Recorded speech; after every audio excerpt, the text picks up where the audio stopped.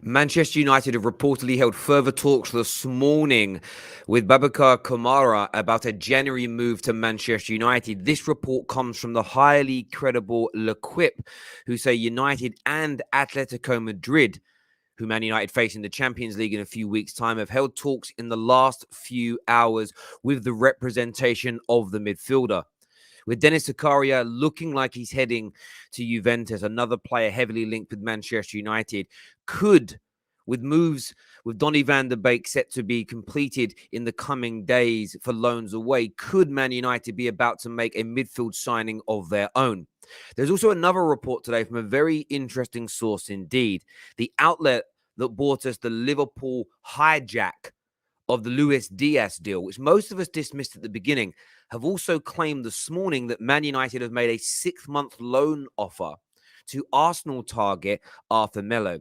Could there be another shock and a sting in the tail there? Could a loan move for a certain period of time be better for Man United than Arsenal, than better for Man United than buying a permanent midfielder? Or is this just a ploy to make Arsenal budge? Is this just an attempt to make Arsenal budge in negotiations? Do me a favor and hit that like and share button. This is the Done Deal Show. Let's do this.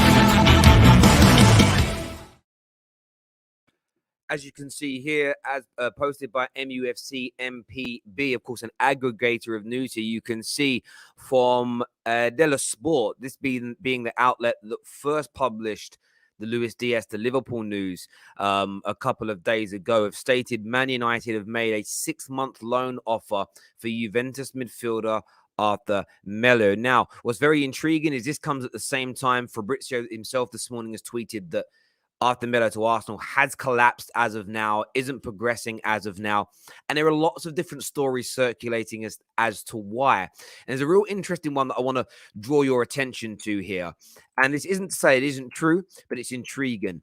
This freelance journalist, Dean James, has stated here and said that it only collapsed. The move to Arsenal only collapsed because the board wouldn't sanction Edu's agreement of an 18-month loan with a £30 million option. I'll be surprised if United get him on the same terms we did.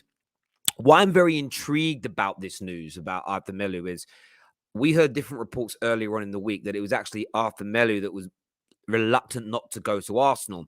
I read lots of different things of actually he wants to come to Arsenal, but he wants there to be a sort of a permanent move at the end of it. Arsenal's board aren't maybe sanctioning it. The board aren't keen on the player, but the player really wants to join Man United. It'd be very interesting if he did join Man United on a 6-month loan deal with no option to buy, because it would blow apart that story that's come from the Arsenal press. And I know a lot of Arsenal fans think it's cap. I know a lot of Arsenal fans think it's just them not being able to get the deal done, so they're spinning it. United being linked with him today is very, very interesting. I'm in two minds about it. I've dismissed a few hijack deals so far this week, and they've absolutely happened, which I was surprised about. So I'm going to tread carefully with this one and say anything is possible. But a loan move for Man United maybe represents a little bit more sense. A loan move for Man United, with a lot of the talk being who's the permanent manager going to be? Who are they really going to want? Maybe buying a Kamara, Hadara, Ruben Neves now isn't the best option because the new head coach may decide that isn't the style of player for him. We don't want another situation where we're adding players to a squad that a new manager doesn't want. A 6-month loan move for a player as talented as Arthur Melo could really help Manchester United. And I think what's very intriguing is Dennis Zakaria, another player United spoke to earlier on in this window. And I have to say, I told you so on this one. We were linked heavy. And then as soon as we were linked with the talks, within a day, it was all played down by the Man United press. And why did we say that? because he's probably going to decide to go to another either UK rival or a powerhouse in Europe. And he is now closing in on the move to Juventus in this window. Juventus bringing him in surely shows they're going to try and free up a midfield player. Aaron Ramsey looks like he's going to stay. Could Arthur Melo be someone that goes out the door in the other direction? I don't know as of yet. I'm not going to say either way whether this deal will happen, will it not? However, this actually is more intriguing to me, not so much from a who gets the player, but from the angle of whose PR story is going to come crashing down. I really want to know who it's going to, where it's going to come crashing down from. And as I say, as per the source, the same organization that brought us the news about Luis Diaz. So people might look at them and say, "Oh, they're not credible. They're not Fabrizio. They're not Matt Law. They're not Ornstein." Remember, those guys don't get it right first all the time. This organization were ahead of the game a couple of days ago when we did there was a journalist everybody was raving about that was in Spaces on the night before the Luis Diaz deal was announced, or like it was confirmed by multiple journalists. But it was this outlet that said it was happening first, and yet nobody kind of went back to them from 2 days earlier. So I'm really intrigued to see what's going to happen there.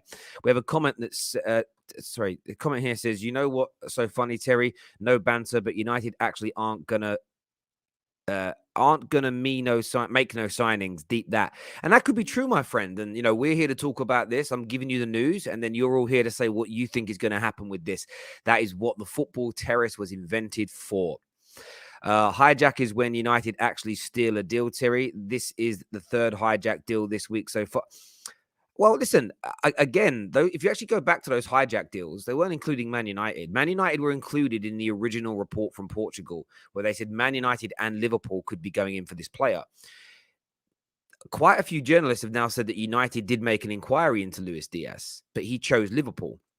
United have come out very quickly and gone, "No, we weren't even interested." I'm not too sure. I think Man United may have thrown their hat into the mix in that. The second hijack deal was the Adama Traore to Barca. That happened. So the first was Liverpool for Diaz. It happened. The second was Adama Traore to Barca. That happened. So if Nicky Mo, if you just sit there and laugh at the fact this is the third hijack deal this week, I mean, I hope for your sake, I think you're an Arsenal fan based on the tone of your message. You better hope this ain't real. You better hope this is not real, my bro. Because so far this week, it's crazy. The amount of people have messaged me saying, "I'm really sorry that I called that like I had a go at you for doing the hijack stories on Wednesday, whatever day we did it." I'm like, listen, we just report the trending news, and these are trending stories. It can't be denied. Terry, it's a little bit off topic, but have you seen Schweinsteiger's comments on McTominay? Called him a top player with all the right abilities. Look, I haven't seen those comments. And listen, Scott McTominay, I feel like I'd love to have the time to do a piece on players like Scott McTominay, like Jordan Henderson, who just get zero respect. Do you know what? Even to a degree, trust me, Declan Rice, when he moves to a big club and rivals really start to care about his performances, will get the same treatment. There are certain players, and I'm not too sure what the unmutable is, but they just seem to get disrespected. I do sometimes wish that Scott McTominay was Portuguese or South Korean, anything other than British, really. And I'd love to see how people kind of view him as a player there. And one of the things I've said about Scotty Mac is one of the reasons I want Ten Hag as manager, aside from him being brilliant, is we all rate him as being technically gifted, proficient, understands what it's about. If he keeps picking Scott, then it proves what I think it is. There are horses for courses, and just maybe proper managers think Scott is important for Premier League football. But we will see. We're going to be bringing out the Euro expert in a few moments' time, but I also want to speak about the news about Kamara today as well, because the Kamara news is very, very important as well when you kind of break it down and go through it, because this is a deal that continually gets kind of played down and kind of almost pooped upon really by people. Not happening. It won't happen. But there are credible outlets that are talking about this deal progressing. So we know L'Equipe are seen as a credible source. You just look at them here, 5.7 million followers to their organization, right across socials, have said that Man United and Atletico have both been in talks with Kamara's agent in the last few hours. Kamara is the deal that doesn't seem to want to go away. Of all the midfield players that Man United have been linked with, he's the one that hasn't gone away. That's the one that I think has more legs than anything else. And I believe what it really comes down to is, does this player fit the Man United mold? And what I want more than anything is to sign. I understand everyone's train of thought. And I said it in the Arthur Melo deal. A loan could represent the best for Man United because he'll go back at the end of the summer and the new manager comes in and picks his own players. That's if we don't have a club plan. If the club are going to start listening to Ralph, Myrtle, Fletcher, and build a club ethos, a club plan, like the real powerhouses of Europe now do, and Kamara's part of that, then I'm over the moon. Get it done now. We have seen already Liverpool do a summer signing in January because other people were interested. If this is someone that Manchester United legitimately want, we need to go out there. We need to lay down the marker. We need to go and get it done. Because if you throw a Kamara into our midfield, there is a distinct possibility of an uplift in performance from Manchester United, more control in that middle. Somebody who knows what they're doing, from in that. We just don't have a player like him at Manchester United. When you do your research into him as an individual, we just don't have a player like him. It is as simple and as straightforward as that. As far as I can see, I've watched lots of his stuff at the moment on Y Scout. The way he marshals the midfield, the defensive attributes that he brings to the team, everything. And when watching it, I can't get over the fact that I don't think we have a player like him. And we're going to bring the Euro expert on in a moment who actually, unlike most people on Twitter, actually watches European football on a regular basis. And the one thing about Kamara that I love, it's the amount of time he spends beneath the halfway line. I've said it for a long time. I don't really care. I do care about the technical stuff. I care about all of it, but it's what he does and how he applies his role. And if you look at him in League, if you look at him in the Europa League as an example, and then you look at his heat map, and it's just all beneath. It's all beneath the halfway line, and we need someone that is going to marshal that back four, protect that back line, stop us leaking opportunities on a more regular basis. And I personally would love this deal to go through. I really, really would. We have a comment here that says, we stole Diaz from under United's nose and their fans can't take it. United always lose out on players when they say they didn't want them anyway. But do you know what I would say to that, my friend? It's exactly that. This isn't a Man United thing. This isn't exclusive to Man United. This is every single football club. And what's amazing to me is when I sit there and say, I think Man United were in for Dennis Zakaria and he didn't want to come to us. 90% of United fans said, who told you that? This journalist said we weren't really in talks. This person said nothing happened. I'm like, yeah, but lots of other credible, verified, professional, well-respected journalists said we were. The ones that are not connected to the club, I typically tend to trust more when it comes to that type of news. At the very least, we were in talks. I'll give you an example as a Liverpool fan. You lot wanted Pepe. You inquired about Pepe. But Pepe told you no, he was going to join Arsenal. Liverpool were able to spin it that you didn't bid for him, therefore you weren't rejected. It happens to all of us. Barcelona were rejected by Bruno. Barcelona made an inquiry into Bruno Fernandes, and he told his agent to tell him, I only want to join Man United. That is a rejection. If we're going to be blunt, that's a rejection. I'll give the same analogy I've always given. If I go up to Tanya and say, Tanya, do you think Rebecca would go out on a date with me? And Tanya's like, I don't know, but I'm going to go. What I'm going to do, I'm going to go and ask Maggie. So Tanya goes up to Maggie and goes, Maggie, do you think? I forgot what the other person's name was now. Tanya to Sandra. Tanya. Maggie says Tanya says to Maggie, do you think Tanya, do you reckon she'd go on a date with Terry? I'll go and ask. She goes and asks, would you go on a date with Terry? No, I wouldn't. Comes back to Maggie, back to Tanya, back to me. Yeah, she ain't going to go on a date with you. I can't claim I ain't been rejected. I did ask. I just went about the houses around doing it. But the problem is, and this is why I sympathize with fans, nobody can take it. So clubs spin this nonsense. It's almost like there's a great line, right? Terry, this is too complicated. Exactly. Yeah, right. It's true. But it's one of these ones for me where there's a great line from a brilliant film called A Few Good Men with Tom Cruise, Demi Moore, and Jack Nicholson, and they're in court, and there's a famous line from this film, and you probably heard this line, but you may not know it's from this film. And Tom Cruise says to Jack Nicholson's character, they're shouting each other out, I just want the truth. And Jack Nicholson turns around and screams back, you can't handle the truth. And it's such a powerful line for life. Most of us can't handle the truth. If we can deny we ever in for a player, it makes us happy. I've seen some Liverpool fans deny they were ever really in for Timo Werner. It's like, wow, whatever makes you sleep at night, my brother, whatever makes you sleep. So I hear your point. Look, I think there is a possibility that Man United, I think there is definitely a possibility that Manchester United stuck their oar in and looked at the Luis Diaz deal. Would he be interested in playing for Man United? No, not really. Some will say that's a rejection. Some will say it's not. I just don't care, because do you know how many inquiries clubs make into players every window? You're probably looking at between 5 to 10, which means we're all being rejected on a regular basis. It's as simple as that. I tell you what's weird. Tottenham have a very public approach where Peditici is like talking to loads of people. He does it quite publicly. Most clubs do that, but they just do it in private. It's just how it is, man. And how do I know that? Because I'm fairly friendly with a couple of intermediaries who literally work as intermediaries for these clubs. They're not lying about it. That's their job. They earn good money. They know what they're saying. But listen, what we might start doing on the football terrace is just towing the party line and doing the PR thing for you. To make everybody's feel, every Man United fan, your feelings will be fine. Every Liverpool fan, your feelings will be safe here. We won't tell you the truth, or we won't tell you what we think is the truth, just in case it hurts, But there we go. It's as simple as that. Terry, United need a CDM. It's a no-brainer. You're right. Man United do need a CDM. Oh, it's Diallo. Ahmad has scored for Rangers in the opening 5 minutes of his debut. Ahmad scores. Go on, son. Go on, son. Go on, son. Oh, go on, son. He scored. It was a tap-in, but he scored on his debut. I'm going to make sure he's not offside here. Number 9 shirt as well.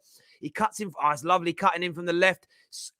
Ooh, he's onside. He's onside. He's onside there. Bang. Taps it in. He scores on his debut. Go on, the lad. Always knew he was going to be a brilliant player. All right, Euro experts joining me now on the show. Hit that like and share button, people. Let's do it. Hi, mate. Welcome back to the show. How you doing? I'm doing really good. It's been a long time since I've seen you, Terry. How are you?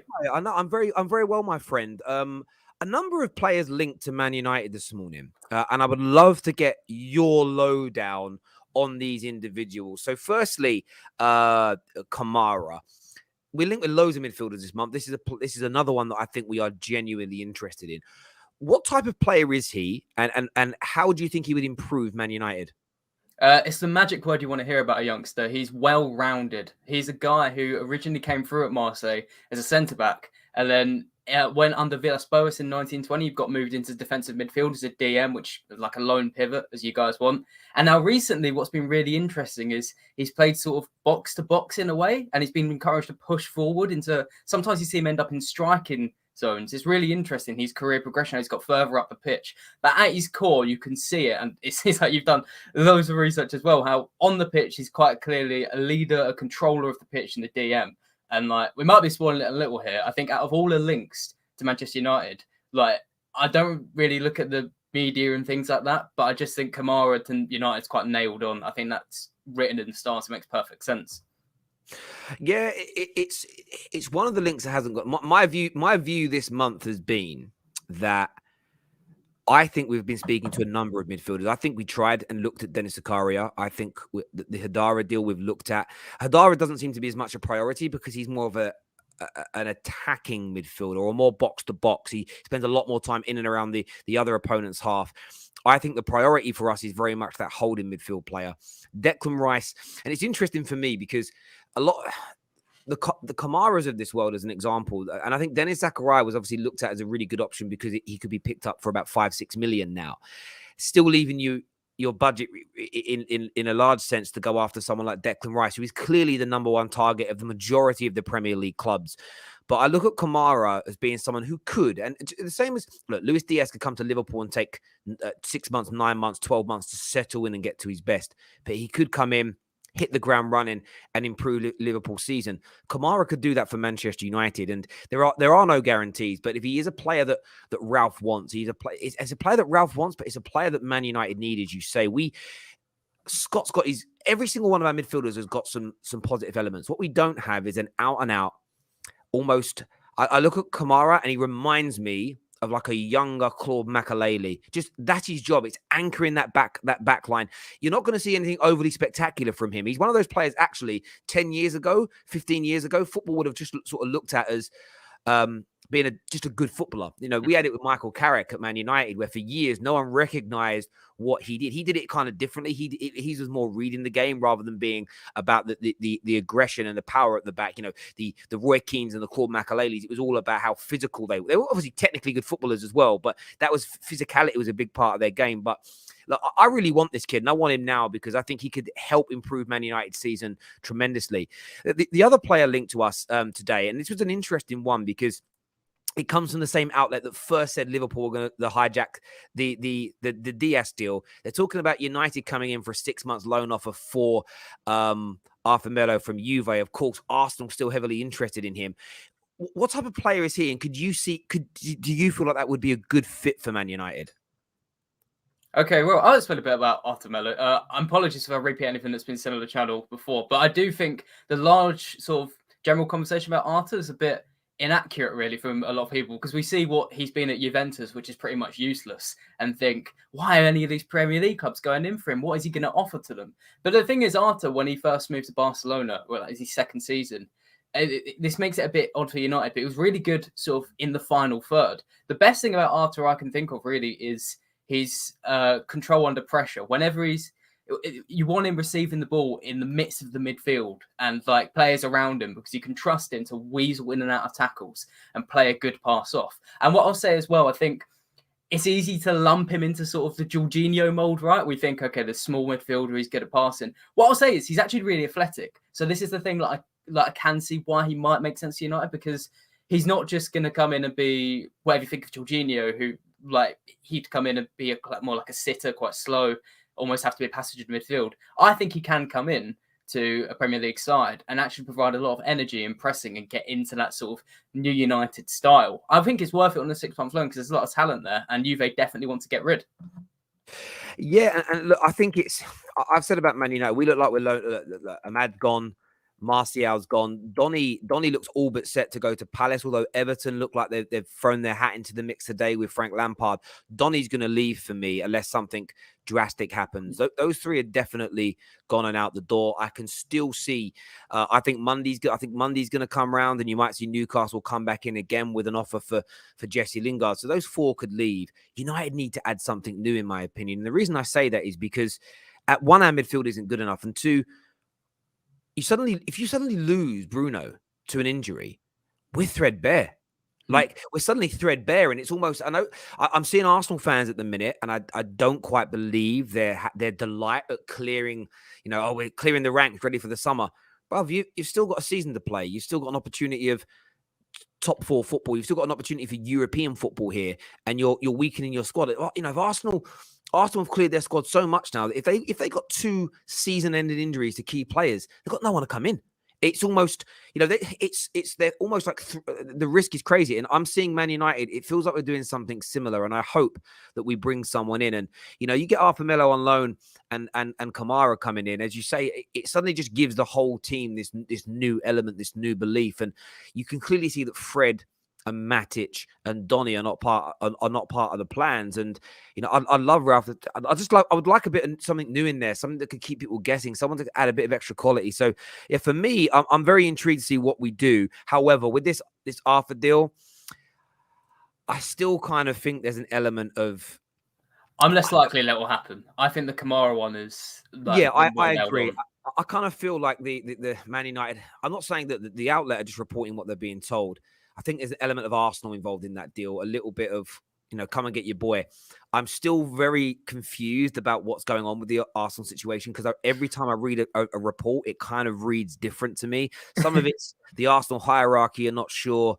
Some of it's that the player only wants 6 months. Some of it's saying that the club only wants 6 months. Some are saying it has to be a permanent deal. I've read so many different reports, and it just tells me that, that there's a lot of and ahhing, but Juve clearly want rid of him. So a great way to do that is, by the way, Man United are going to come and do the deal that we want you to do. It could force Arsenal's hand into play here, which is what I thought Porto were trying to do with the Liverpool link. And then that just happened and suddenly out of nowhere went absolutely crazy. Viewers, we have shared the link in the live comment section if you want to phone in today and have your say, if you've got any questions, if you've got any thoughts and feelings on these transfer rumors. But do me a big favor and hit that like button for us right now. We need to get the likes up on this stream right about now. I'm waiting to see them drop up. There you go. We got one extra done there. Let's get this past that 250 mark as a bare minimum. And feel free to have a guess at the Football Terrace secret phrase, which is still available in the envelope behind me. The clues for it are Man United and Sheffield United have famous examples of this, and you don't always see it straight away. First on the show today, we're going to get Lesso Football TV on to have his say. What's on your mind, bro? In terms of Manchester United transfers, and obviously, we're still frustrated in terms of the deals not being done quickly. I think it's more or less a combination of whether the next manager, I think, after Ralph, will either want this player or not. I think that's what's taking place. That's what the discussions between the board and the manager are discussing at the moment. But in terms of Kamara, I mean, I know maybe it's because he's coming in because he's not a CDM essentially. So I think he's coming in for like one of our CMs.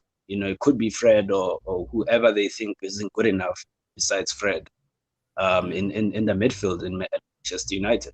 So I don't know, like with the CDM, I don't know why aren't we going after Zakaria? He's 6 million. I mean, you cannot make a loss off a guy like that, because if you sell him on, even if it doesn't work out, yeah. Do you know what I think it comes down to? I see a lot of football fans in the last few years say, why don't we go after so-and-so? I don't think Zakaria wants to join Man United. I sometimes feel like the most obvious answer to a lot of our questions around why don't we try and sign X is because that player just doesn't want to join Man United. But that's almost like the last thing we want to say as fans, that a player doesn't want to join us. I just think that Zakaria has got designs to be elsewhere. And it's just normal. Like, not everyone wants to be in the Prem. Not everyone wants to play for Man United. Not everyone wants to play for Arsenal or Chelsea or City. And everybody gets turned. Like, the crazy thing is, rightly or wrongly, Harry Maguire didn't want to play for Man City over Man United. Most of us would say, why? But that's his preference, And everybody, imagine like Man City have been rejected by players to other Premier League teams, Jorginho preferred Chelsea to Man City. I'm not saying he regrets that now, but it's what he did. It's what he did. So, it's one of them things to me. It really is. Listen, great call, my friend. Thank you for coming on and having your say. You're an expert. Do you feel like that? Do you feel like sometimes fans, it's always, why don't we go after these three players, as opposed to, well, like, surely if they were good enough in the club and they wanted to join the club, Man United or whoever would. Yeah, and I think there's like a lot to it in their different systems as well. Like I think Chelsea are the best example of this, right? I think Chelsea had almost this approach of, why don't we just get Timo Werner, Kai Havertz, etc., etc.? Why don't we get these brilliant young and up and coming players that we can all agree on?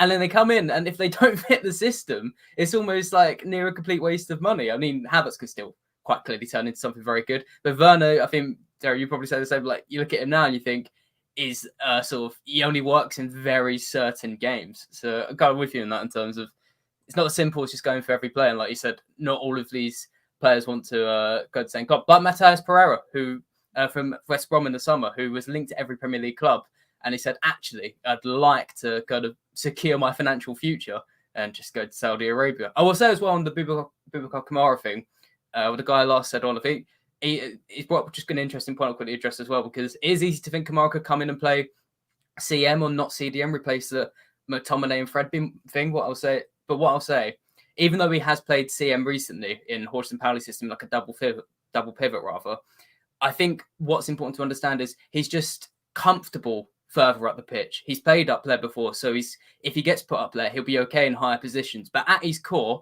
at his foundation, he is a CDM. So if he comes to Man United, I don't think it's a Fred replacement. I think he'll anchor that midfield. Yeah, I hear you completely. We're going to bring in young Tommy now, as an Arsenal fan, to have his say. Morning, young man. Talks of Man United coming in for the Arsenal target after Melo. Give me your thoughts. No, I don't know. I'm not really. It's an interesting one as well, because a lot of our fans think he's not that he ain't that great. But we need a defensive midfielder, and you need one as well. So I guess it can be a good fit for you guys, I guess. But do you want him, Tell? Like, do you want him or?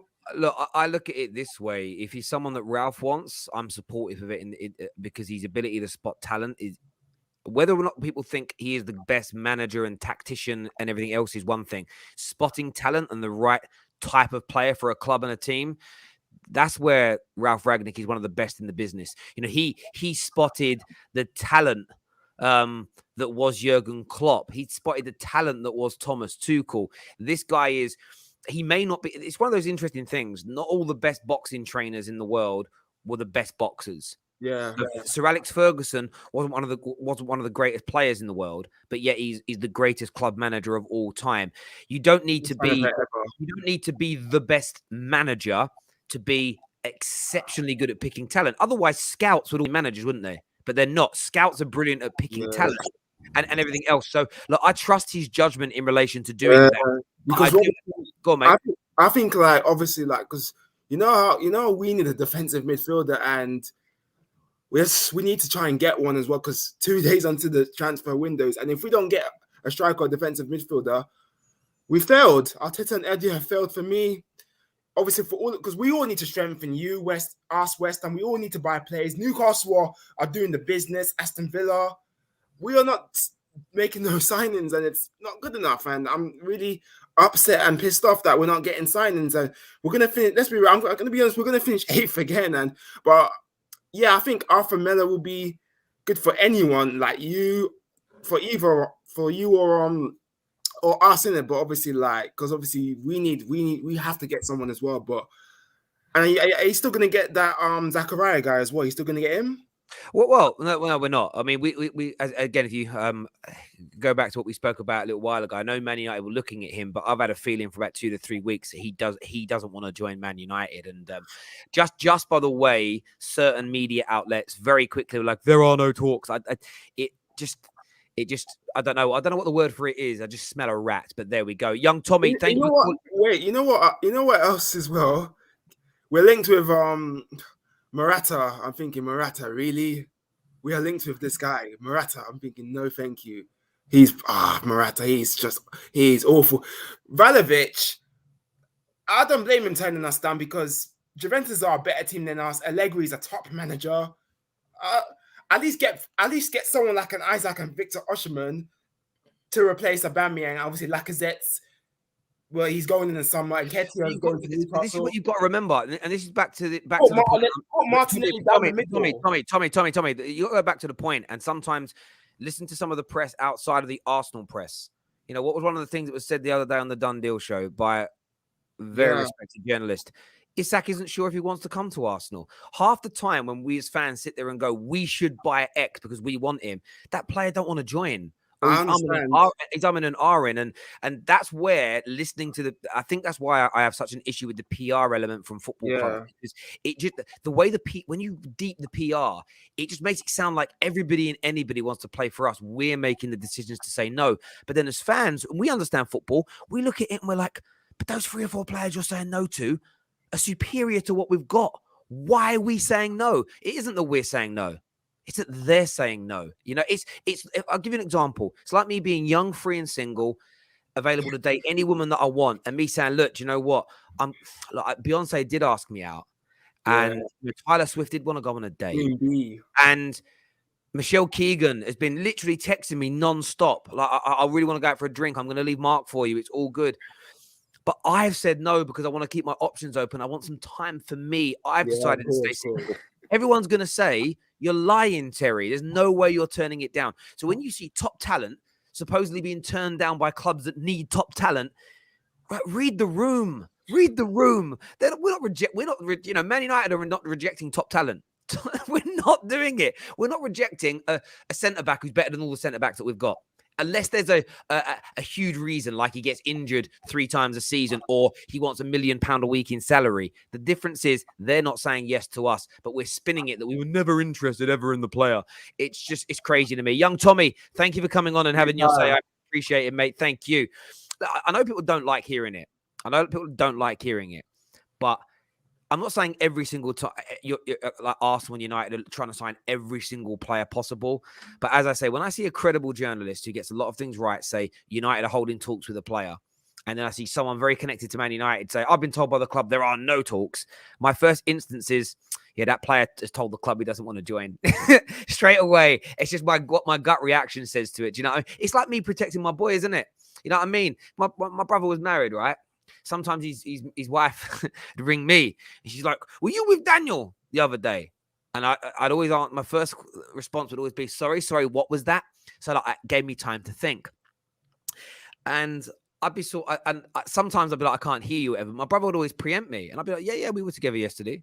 What'd you get up to? And it was always the same generic. If I knew my brother had been messing about, we had the same generic answer. Yeah, he came over, we went gym, went back to mine, played a little bit of PlayStation, had a few ciders, really. Just had a laugh and a joke. That was all. A few hours. All right, okay, cool. I mean, I didn't know what he was doing, but I was always his alibi. It's just how it is. And I feel like that's what clubs do. Do you know what I mean? There's always like a generic answer for these things. It's just, I don't know, just lived in it. My brother, he's made me laugh. Do you know what we had to do once? He was like, brother, do you know how to like edit a phone bill? We sat there editing the phone bill. Oh, I made a PDF and everything. Oh, it was funny. We've got Gunnar King coming on the show here. What are you saying, bruv? What's going on? Mr. Euro expert as well, What's man. up, man? What's up? Big up everyone in the show, man. Big up everyone in the show. Long time no speak, my friend. What's on your mind, bro? It has been a while, man, but listen, I must be the only relaxed Arsenal fan around this place, man. So it's hilarious. Like, you know, like even the people on my channel as well, you know, like I'm having to just calm everyone down. Like, well, I'm trying. I'm fighting a losing battle. Everyone's losing their marbles, but I'm so calm. Listen, you've got to read the room. You've got to read the signs, right? People think this is the quiet, right? Like there's just silence. This is the quiet before the storm. All of the dead wood we've been clearing out of our squad, right? Kolasinac, got him off our wage bill. Nketiah's going to go. I mean, you know, like we've got rid of Callum Chambers. You know, I think basically what we're doing is making space for an absolutely massive Monday. And you know what I would say to that? We spoke about this on the show the last few days. You have to. There is the decision to let all these players go and having nobody else come in. It would be ridiculous. Equally, the picture that Edu posted last night, we had a laugh on the show last night because a few of the Gooners were kicking off about it. But I agree. I think it may have been the Gooner Express that said there's no way he's posting that picture if something isn't cooking in the background. And that's my take. I just don't think he'd be that. I mean, if he is that stupid, if you guys do no business but all these players leave, I think there'll be carnage then, but I think people like yourself are staying calm. Who do you expect to come in? I mean, you've obviously been linked with Arthur Melo. There's Morata you're now linked with. Like, what positions and what players do you think are going to happen, mate? There's Douglas Luiz as well. Douglas Luiz. Yeah. We are 150% are going to sign a central midfielder and a striker. Whether it's Jovic on loan, whether it's Melo on loan, even if it's two loans, they're two quality players. So, like, they might have had a period of their recent clubs where they've fallen out of favor, but let's not forget, you know, the Jovic outscored Haaland in his last season in the Bundesliga. He got 10 goals in 14 games in the Europa League as well, including a goal against Chelsea. He's got pedigree, you know, and I think, you know, Melo's days at Barcelona, you know, he definitely put in some good performances there. But look, I think, you know, Luiz is another one. Aston Villa, and I think, you know, we're looking at Calvert-Lewin. You got Isak there with his release clause, just waiting to be activated. We wouldn't even need to negotiate with the club. That would literally just be a case of paying the release clause and agreeing terms with him. Yeah. So listen, my theory is this: all of the clubs that are challenging for the top four, the reason why they've been quiet is because if they strengthen, it's kind of like an arms race, you know, like World War II. You saw like an arms race happening, you know, after World War One. You know, for those that know their history, you know, basically all of the countries in Europe were just like, oh, is that what you're doing? All right, well, I'll develop this weapon, you know, like, and this, that, and the other. Like, to use that analogy, if Tottenham had gone out and got players, we would have got out and got players. Tottenham made a move for Diaz, and Liverpool were like, that's the player we want in the summer, so we have to get him now. So that's another thing as well. There's an element of not wanting to jump the gun because other clubs are going to come in and swarm the transfer that you're going for. Unfortunately, Arsenal aren't the attractive proposition that they used to be. So what I laugh about what happened to Spurs in the last 48 hours. But look, it happened to us with Vlahovic, and it could just as easily happen with other transfer targets. So I think what these clubs are doing, not just Arsenal, but Tottenham and Manchester United, is waiting until the dying death so that there's very little time for other clubs to adjust when they move for their targets, and also so that they can almost creep the signings underneath the cloak of silence and then leave the other clubs in a position where they're like, we've not made adjustments to our squad based on competing with the squad in that state, and now all of a sudden it's got 2 or 3 new players and we don't know what to do. So I think there's a lot of brinksmanship going on that people just aren't really alive to in what's going on in sort of this transfer window with the clubs competing for the top 4 spaces. Can I ask you quickly, mate? Like, I know Terry mentioned it before, which we haven't touched on him yet, I don't think, in too much detail. But as an Arsenal fan, I'll ask you, how happy would you be with Morata? Because I know he's quite a meme in the Premier League because of how many chances he missed at Chelsea. I think by the stats I've checked, he misses like 10 to 15 quite big chances every league season, which is like really high. However, Morata, I believe he's never contributed to less than 12 goals in a league season since 2014. Like, as unreliable as he is, he's also quite reliable. He will probably grab you 5 to 10 goals if he comes in on loan. Would you be happy with him, though? I wouldn't be the happiest, but I think to add to your point about Morata, what else he's very good at is his linking up of the play with other attacking players. I feel this is why he gets into the Spain squad. You know, he featured in all of their games practically at the Euros.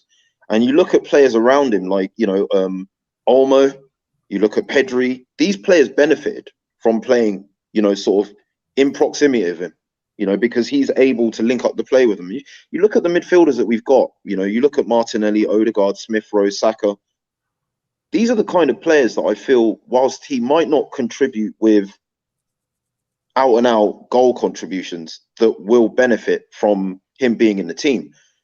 It's not too dissimilar with Lacazette as well. So I feel there are much better targets out there, but I can see why maybe he is being looked at. And it's more as a striker that helps these guys in scoring than I think what's necessarily being the focal point of goal scoring himself. You had a player like that in Olivier Giroud, and we saw how impactful he was at Chelsea. And I sometimes feel like if he was 5-6 years younger, Chelsea would have just been better off keeping Giroud than signing Lacazette, because the one thing Lacazette, for instance, Lukaku doesn't have this. Lacazette isn't the best at this. Giroud's link up and hold up play is one of the best in the world. When France won the World Cup, he was never their star player, but I felt like he was their most pivotal player in that tournament. He kind of, from an attacking point of view, he just allowed everybody else to take the fame and the glory, but he was pivotal. He was almost undroppable and essential. And maybe that's what, Arsenal need. Yes, Morata's going to miss you some chances, but in fact, he may bring your Smith Rowes, your Martinellis, your Sakas into play more in and around the box. And, we've seen that with other people, a lot of Chelsea fans. Some they don't like to say it because it isn't a popular opinion, but they often look better when, as a team overall, when Werner's in the side. He's going to miss you chances, but as a team, he's able to. He doesn't hold the ball up, but he spreads the play. He's able to drag people out wide. He opens up space for others to move into.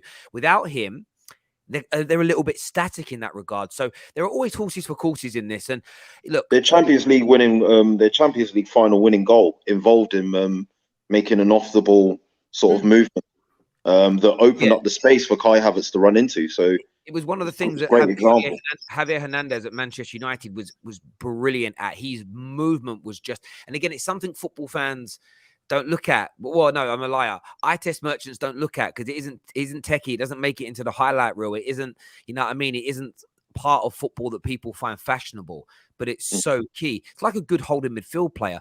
90% of what they do is boring and to the naked eye appears pointless, but without it, you're in absolute trouble. These players are often the hearts of teams.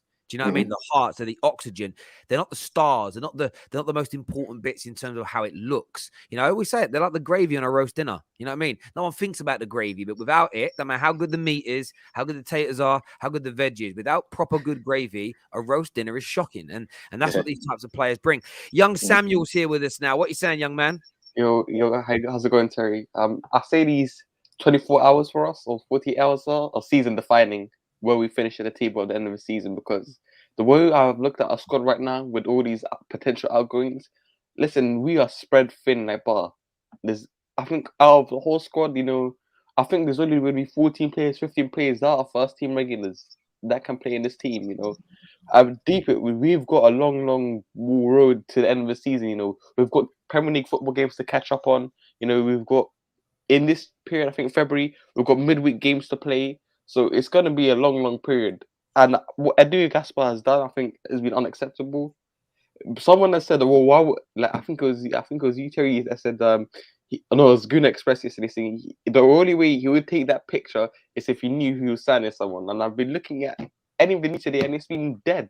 There's been nothing coming out of any news habits, nothing coming out from any in the know. So all the best we can hope for is Arthur Melo loan deal at this point. That's all I think is going to happen. I mean, no one saw Callum Chambers being gone until he was gone. So I feel like the cloak of silence that we're operating under at the moment is paramount.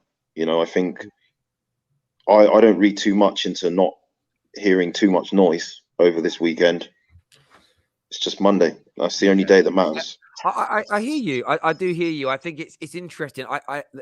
Again, I'll throw a bit of banter around and have a laugh and a joke. And I've made the statement that Arsenal have got to do something. Like we had Jess on the show Wednesday that was like, I'm just going to stay calm until that point.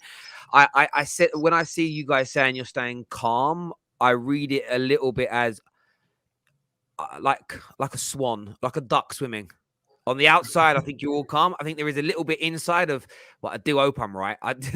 Because I want to ask you this question, Gunnar King. If you don't sign anybody, what's your reaction to that then going to be?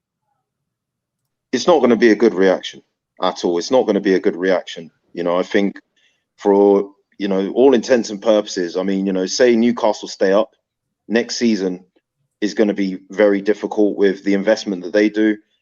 Everton, the new investment, new management, they're not going to be as bad as they were last season. United, they're not going to be as bad as they've been this season. Clubs are going to come back strong. West Ham, they've got new investment as well, so they're going to be going great guns in the summer as well. The opportunity we're in right now, if you had said to me at the beginning of the season, after the signings that we made, that we'd be 2 points off top four with a game in hand in January, with only 11 fixtures left, if I'm not mistaken.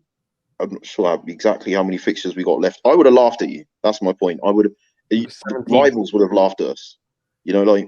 So we're in this position, and Edu and Arteta do have to take credit for the signings that we made this summer. And the fact of the matter is, the belief in the squad, the belief in what Arsenal were doing, hasn't been there until now with the signings that they've made. So I really don't believe that they would have done all of this work to get fans back on board. I've been to 5 home games this season.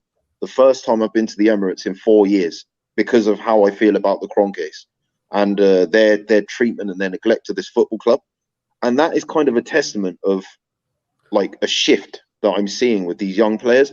I don't feel that they would do half the job after everything that happened last season. West Ham finishing above us, in addition to Tottenham, Chelsea winning the Champions League, the Super League debacle, all of this with investors at Spotify and the Qatari group showing interest and them turning down bids to sell the club. So they've committed now to investing in this club, which they've done. No one invested more in their club this summer than us. So do you know what I would say about this? Look, I get the positives, and I understand, and there are positives this year, and I've stated them and spoke about them on the terrace myself. These moments are where you really see whether owners have changed their tune, because you've had an opportunity present itself to you with certain clubs, and again, this isn't. People always turn this stuff into a negative. I'm not suggesting that Arsenal are in a false position.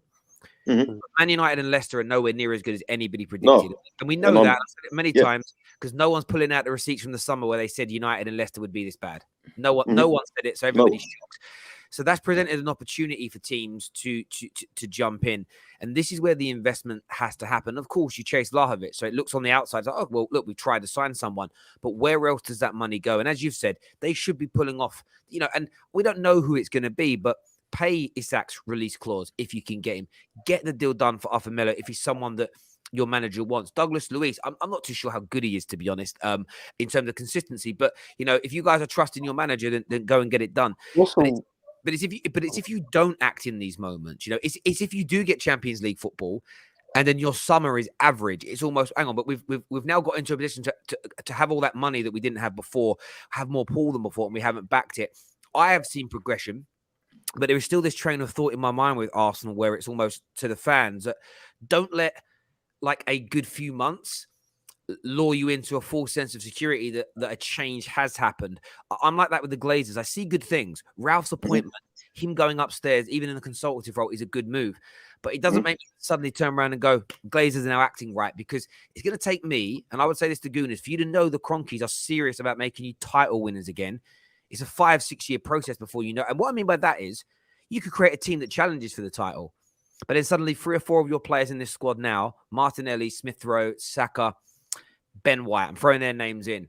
You guys come second to Man City in 2 seasons' time, and you finish on 95 points. You get to a Champions League final, just miss out, and you're ready. But those players say, we want to be paid the going market rate now of 300 grand a week each to stay and do our new deals. And your owners say no, and they go and replace them with the then Ben Whites, the then Sakas, the potentials. That tells me the Cronkies aren't serious about being title winners.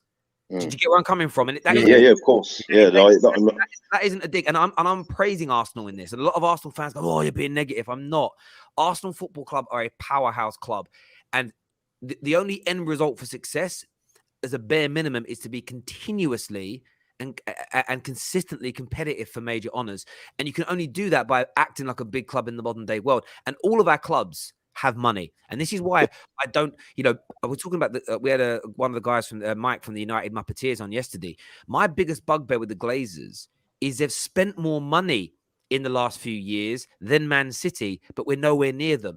It's the embarrassment of doing that annoys me more than anything. And I think Arsenal are on the right tracks, but I would say to fans, don't take your foot off the owner's necks just yet. No, it's from my perspective, it's definitely not off their necks. They've got a lot of making up to do. And as far as I'm concerned, like me being from an older generation where age 6, I saw my first league title at Anfield being won. Think about everything that's happened after that. That was in '89, so for me, those are the standards. And it's difficult for youngsters that are just hearing about what I've seen, and I've seen it, so I've seen Arsenal's not only most dominant period of my generation, of any, like the golden era of Arsenal Football Club in its entire history, bar the Chapman era. So I think for me, that's always the standard. It's always the gold standard. And, I'm not positive, I just kind of read the signs, and, I'm not Arteta in or out. I've always been Kroenke out from the beginning, the fact that we're even in this state is unforgivable for me, but we can't get rid of him. People came in to buy the club. They didn't want to sell it. What can I do, so. No, I hear you on that. And you know what as well, right? Again, and people often think when I go at clubs, I'm having a go at the fan bases and the club and the badge and the heritage. I'm not. I'm often having a go at owners. So there's a report this morning. Someone just sent through to me. I missed this morning, even though I was doing the rounds. This is from the Daily Mail, the Mirror, and the Times. So it holds a fair bit of credence. And that's that Brighton are willing to part ways with Yves Bissouma in the final days of the window, but would want around £50 million for him.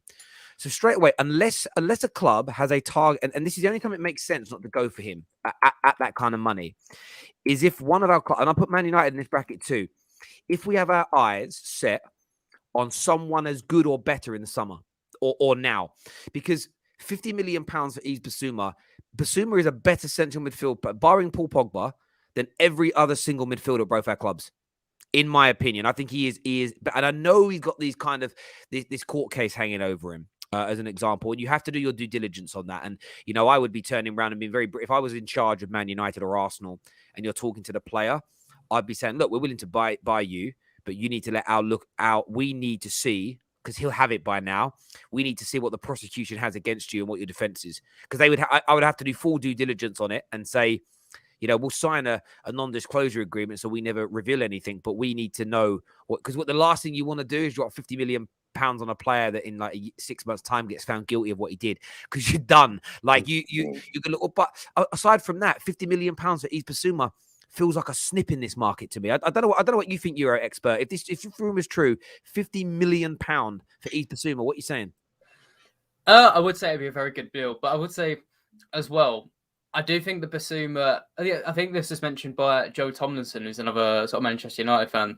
He said, like, I think Bissouma is a very, very good player, but I don't think he's sort of transformative in a way. Like, I don't think if you plug him into Arsenal, Manchester United, that suddenly puts them straight away top 4. Definitely makes them better.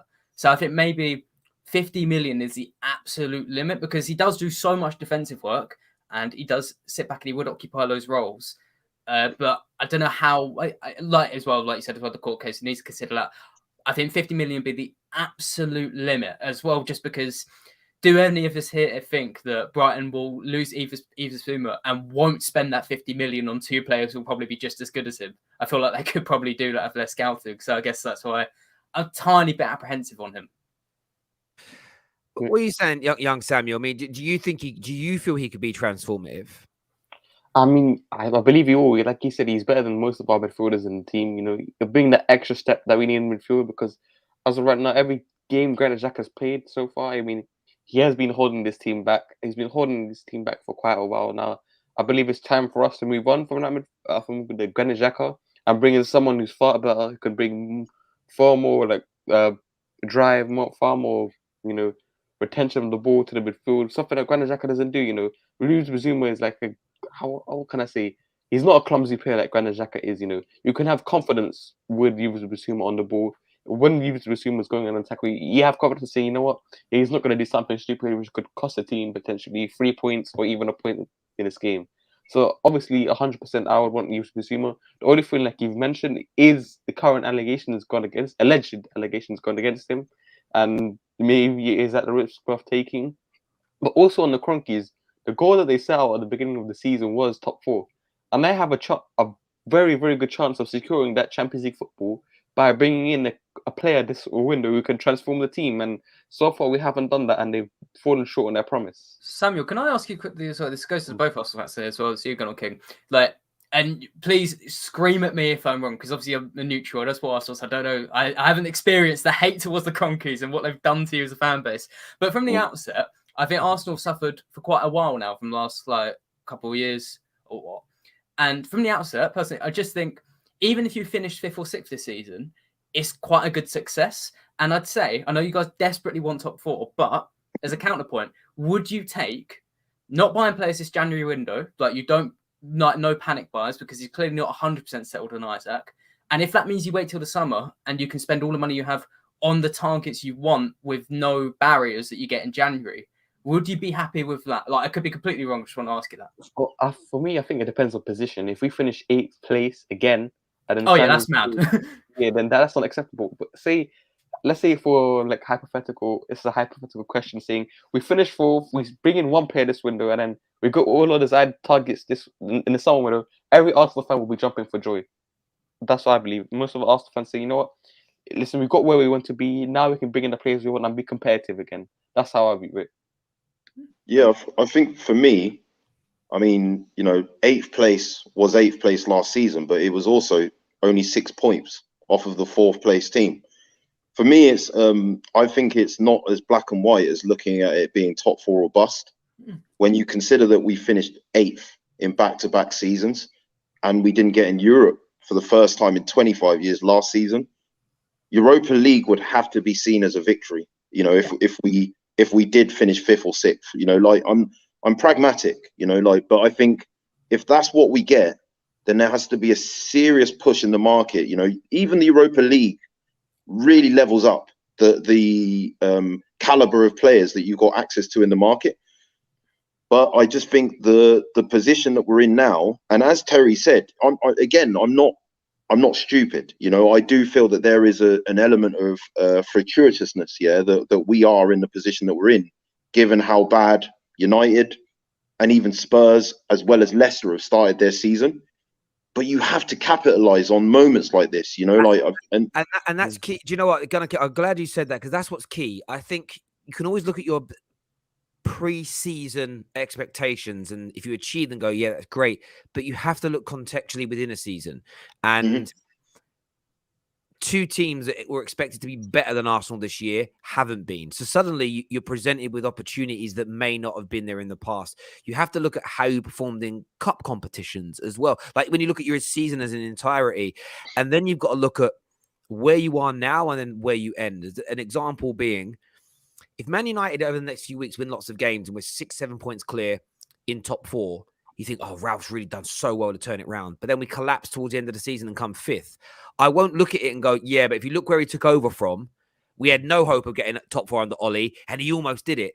He got us into a position and we threw it away. Like, you have to sometimes, did you get it? I don't think it's linear. I don't think it's binary of, well, this is what I expected. This is what you got. You have to like throw in the caveats and the problems and the issues that kind of presented itself. I just want to bring some news. As we were saying earlier on in the show, the links of Man United to arthue Melo, I did feel it was too good to be true that there would be 3 of these hijacked in a week. Fabrizio has come out speaking about Juve working on the Dennis Zakaria deal, but he says here that arthue Melo's not a target for Manchester United. And, you know, as we stated on the show a little bit, like in the build-up, there's something about it felt very fishy.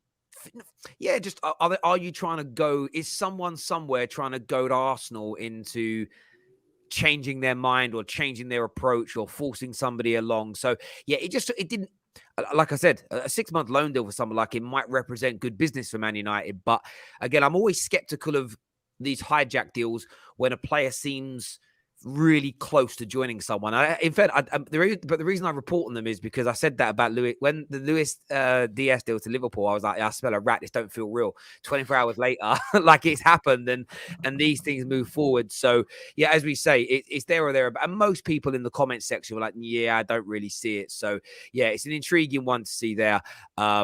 But there we go. Everyone that has tuned in, a massive thank you to each and every single one of you that has tuned in. Euro expert, Gunnar King and Samuel, thank you for coming on and sharing your thoughts and feelings. We're back later on today with another roundup on some of the news that's circulating with these transfers, to get your views, to get your opinions as to what you think is going on. We have a super chat here that says, in my opinion, if Arsenal can't get top 4 this season when United and Spurs are bad, they are not going to win anything for the next 2 decades. Again, I know you're bantering with that comment. At the same time, it also depends what happens from now. So let's say Arsenal maintain the same win percentage they've had all season, same overall quality, but Spurs and Man United just go to next levels. That's not necessarily something to criticize Arteta about, because sometimes you have to focus on what you're doing. There's so much to it. It's not as simple as just where you finish. It's the context of it. If Arsenal, like between now and the end of the season, how many games you got? 18? 18, yeah, I think it is. If you lose 10 of them, 17. If you lose 7, 8, 9, 10 of them, then maybe you've got to sack the manager. But if you turn around and win 12, 13 of them, and you finish 1 point behind top 4, I know some Arsenal fans say it's failure because we're not winning league titles, but it's a step from last year to this year. You've improved. I just don't think you sack managers when your trajectory's on the way up, because there's no guarantees the next person continues that trajectory. You know, you need to do it until, in my view. But there we go. Thanks for the super chat. Everyone who has tuned in, thank you.